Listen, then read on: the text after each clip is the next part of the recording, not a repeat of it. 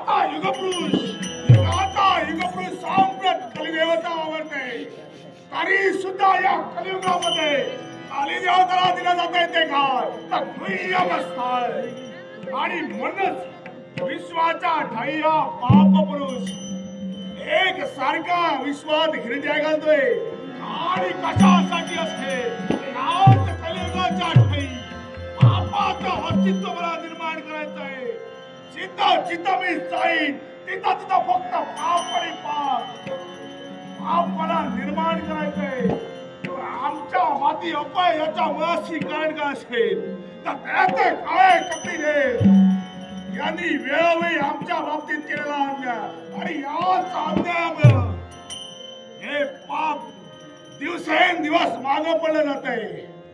ज्या प्रमाणे तिन्ही युगात पापाला ज्या प्रमाणे पटीत मोजलं जायचं त्याच प्रमाणे पुण्यालाही मोजलं गेलं. पण समानतेच्या बाबतीत झालं ते का अधर्म आणि अत्याचार मोठ्या पाप पुरुषाच्या बाबतीत झालंय. आणि म्हणूनच हा पाप पुरुष विचार करतोय कोणत्या जगात कलियुगाच्या ठेवला प्रवेश करता येईल आणि या पापाचं मला अस्तित्व निर्माण करता येईल. आज एकसारखा विचार हा पाप पुरुष करतोय. असंच करावं. समोर दिसतोय तो मार्ग याच मार्गाला जावं आणि विश्वाच्या ठाई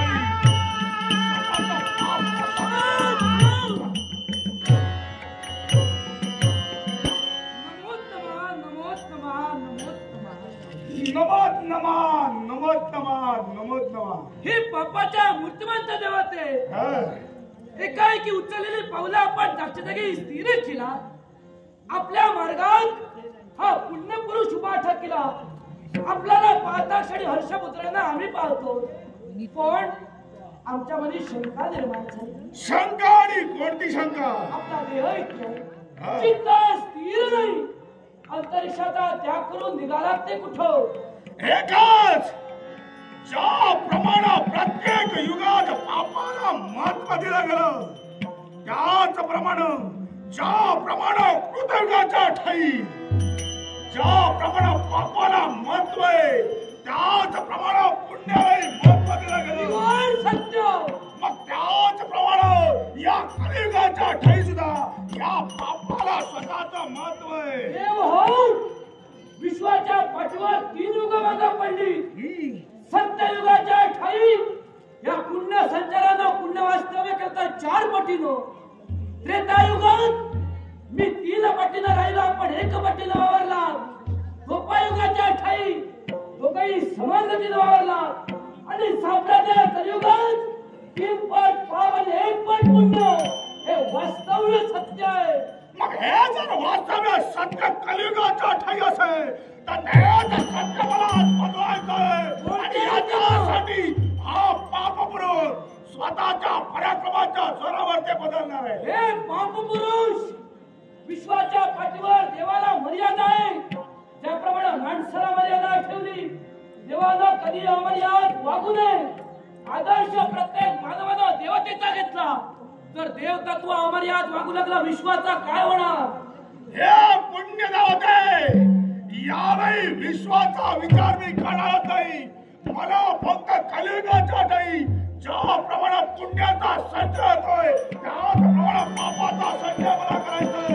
देवताने तुम्हाला मर्यादा राखून दिली.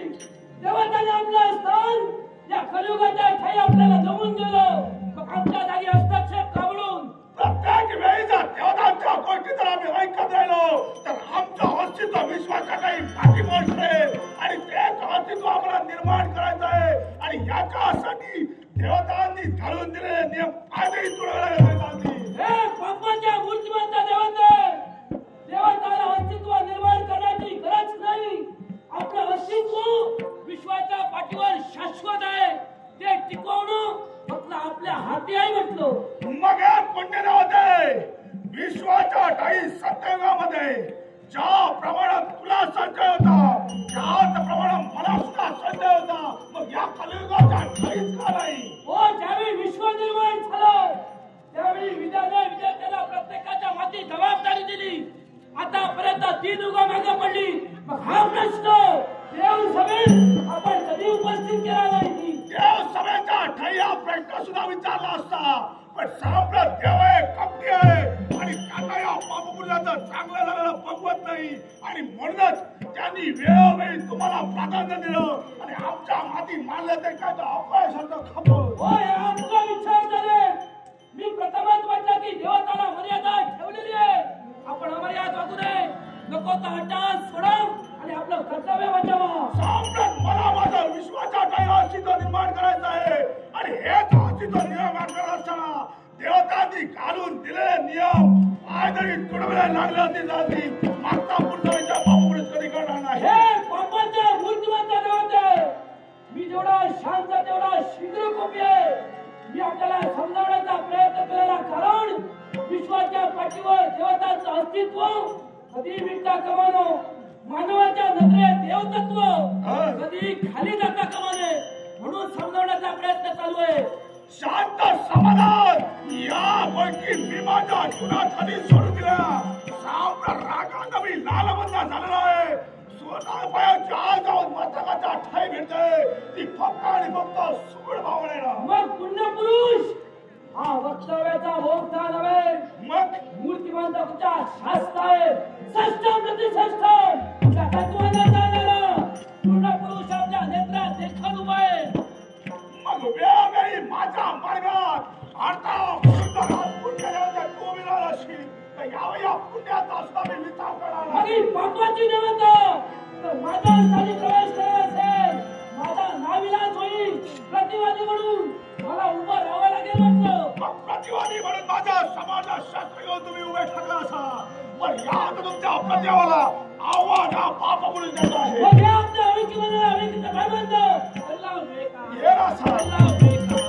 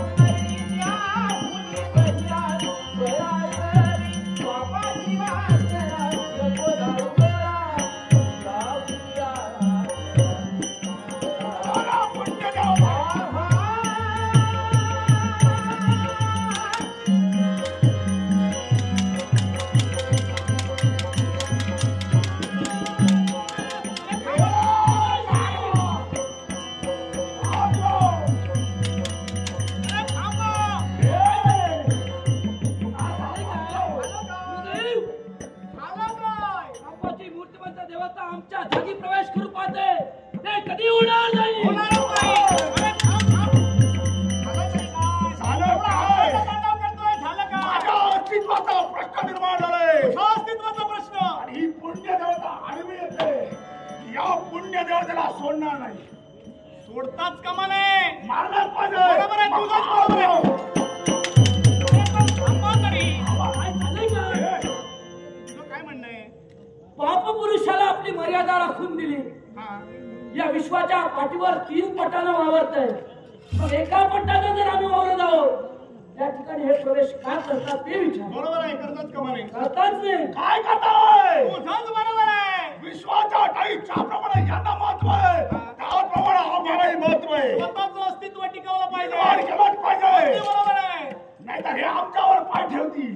गुरुदेव हे बरोबर ते बरोबर सर्वच बरोबर. काय चाललंय काय तुमचं? याला कारण आहे. यालाही कारण आहे. हो विश्वाच्या पाठीवर आम्हाला मर्यादा राखून दिली. अगदी बरोबर आहे. ज्यावेळी विश्व निर्माण झालं प्रत्येकाच्या हाती जबाबदारी दिली. मग यांनी आपली जबाबदारी सोडून आमच्या जागी प्रवेश का म्हणून तुमच्या जागी हा प्रवेश करतोय. काय रे म्हणजे यांच्या जागी तू प्रवेश ए, करतोय. सारा काही त्याचं ऐकू नकोस. विश्वाच्या तुझं ठाई काय ते सांग. हे ऐक. ज्याप्रमाणे तीन युगामध्ये ज्याप्रमाणे पुण्याला महत्व आहे ज्याप्रमाणे पुण्याला ज्या पटीत म्हटलं गेलं त्याचप्रमाणे आम्हालाही म्हटलं गेलं. अगदी बरोबर. मग त्याच्या या कलियुगाच्या ठाई तसं का नाही? पुण्य असल्याशिवाय पापाला महत्व नाही हा. आणि पाप असल्याशिवाय पुण्याला मग महत्व याला नाही. सांग. गुरुदेव आता आमच्या लक्षात आलं 72 कोटी रोग आणि 73 कोटी औषध पण स्वभावाला औषध नाही. करायच्या नशी. माझंही आव्हान आहे.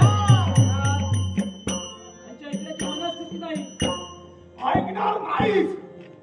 पण मला सांग, तुला नेमकं काय मिळवायचंय? तुझं अस्तित्व तुला निर्माण करायचंय. हा. पण याच्यासाठी तू काय करणार आहे? काय करणार काय आहे? करणार आहे? स्वतःचं अस्तित्व या कलियुगाच्या ठाई मी निर्माण करणार आहे. हा.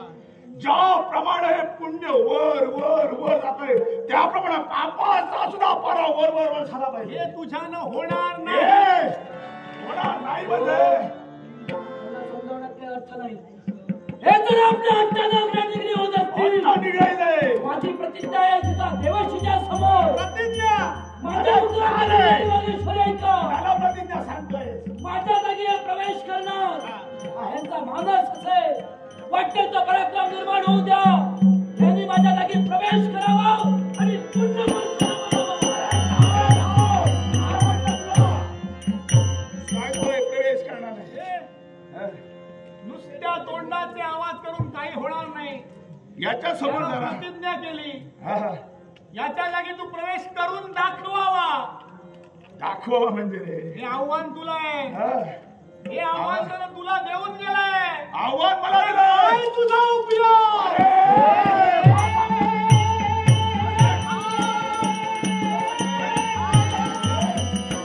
असं नव्हे. मग त्यानं तुला आव्हान केलं. काय म्हणून? मला सांग. ज्या जागी पुण्य आहे हा. त्या जागी तू प्रवेश करून दाखवच. काय हिंमत तुझी? माझी आहे. तो म्हणाला मी. आता हिमतीच्या गोष्टी मला सांग. यानं मला हे आव्हान केलंय. मी पाहिलं.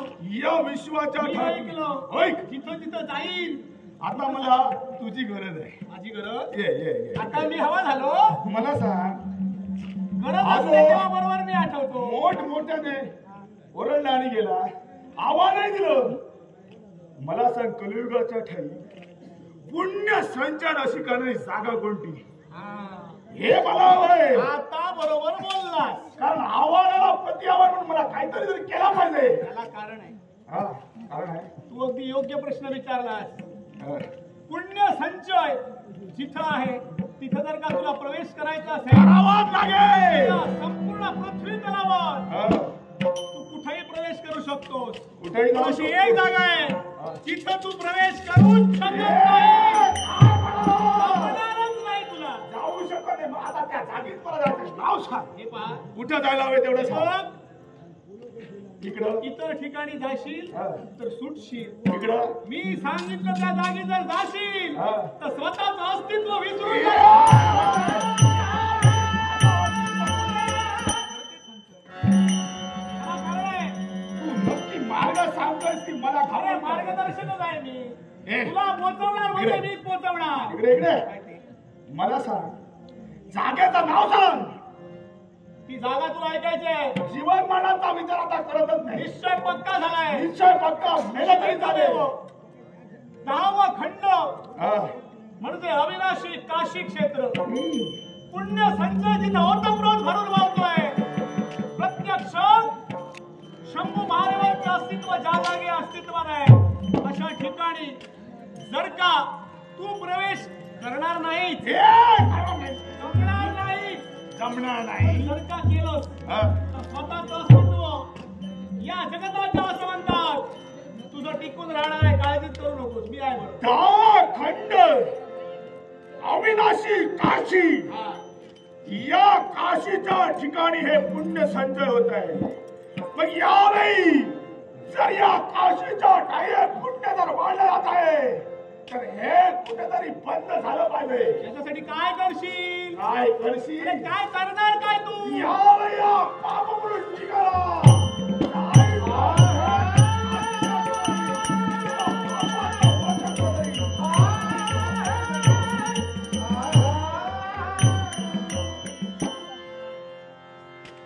हे परमेश्वरा, हे वैकुंठीच्या नारायणा, हे अनाद पुरुषा, तुझ्या पवित्र आणि पूज चरणी या नारदाचे कोटी कोटी प्रणाम. देवा, तुझ्या कृपेचा कृपाशीर्वाद सदैव पृष्ठभागी असल्या कारणानं स्वर्ग मृत्यू आणि पाताळ या खंडात भ्रमण करताय. सज्जनांचा उद्धार आणि दुष्ट दांभिकांचं हनन होण्यासाठी तुला वेळोवेळी मदत करण्याचं कार्य आम्ही केलं. पण देवा, हे आज जे काही घडतंय ते याच्या पूर्वी कधीही घडलं नाही. आणि हे जर का असंच घडलं असेल तर विश्व लयाला जाण्याशिवाय राहणार नाही. याच्यासाठी काहीतरी युक्ती प्रयुक्तीनं याच्या पुढे काहीतरी घडवायला हवंय. म्हणूनच देवा, तुझा कृपेचा कृपाशीर्वाद सदैव पृष्ठभागी असू दे एवढीच तुझ्या चरणी सविनय प्रार्थना, सविनय प्रार्थना. ब्रह्मपुत्र मी नारद करिता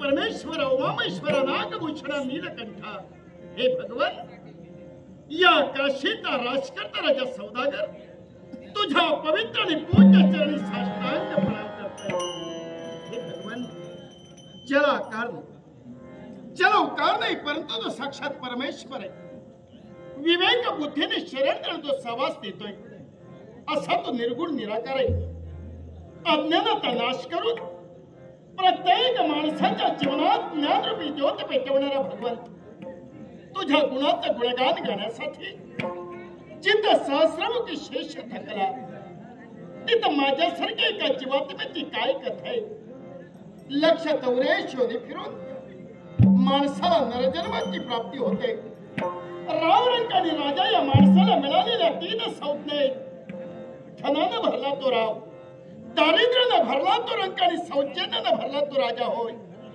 राजकर्ता म्हणजे कोणी विलासी पुरुष नव्हे तर या अखिल जनतेची सेवा करणारा तो जनसेवक नाट्यस्कर बापू केसरकर आणि कृष्णा गवस यांकडून माझ्या कलागुणाचा गौरव करून बहुमत 100 रुपयाचा पारितोषिक आहे बापू केसरकर आणि कृष्णा गवस यांच्यावर तुम्हा सर्वांचे आभार मानून याचा स्वीकार करतोय आणि त्या क्षणापासून हा न्यायदंड हाती घेऊन या माझ्या लाख जनतेला न्याय देण्याचं कार्य राजा सौदागर करतोय कारण अनेक भूतलावर राजे झालेत अनेक राज्य भूषवली गेली पण ज्या या काशीच्या पवित्र भूमीत माझा देव मर्दीच्या शिवशंकराचं वास्तव्य आहे आणि ज्यात शिवमय असणारं हे वातावरण असंही साम्राज्य हाताळत असताना खरोखरच मन आनंदित झालं कारण ज्या माझ्या पूर्वजांनी आपली खातेगिरी या त्रैलोक्यात गाजविली गेली ज्या या काशीचा सांभाळ करून या लाख जनतेच्या हिताचा विचार केला मनी स्वार्थ न धरिता निस्वार्थतेने या जनतेची मी सेवा करतोय हे भगवान तुझ्याजवळ एकच प्रार्थना ज्या जनतेच्या सुखासाठी अवरात्र राजा सौदागर धरतोय तेव्हा करता करविता तू फार वेगळा आहेस निमित्त मात्र मी प्राणी मात्र होत आणि म्हणूनच तुझी लीला सदैव या माझ्या काशीच्या पुण्यभूमीत लाभावी आणि या माझ्या अखिल जनतेचा सांभाळ व्हावा आणि या माझ्या मानवतेला सुख द्यावं ही तर तुझ्या जवळ माझी सविनय प्रार्थना आहे सविनय प्रार्थना आहे मानवतेला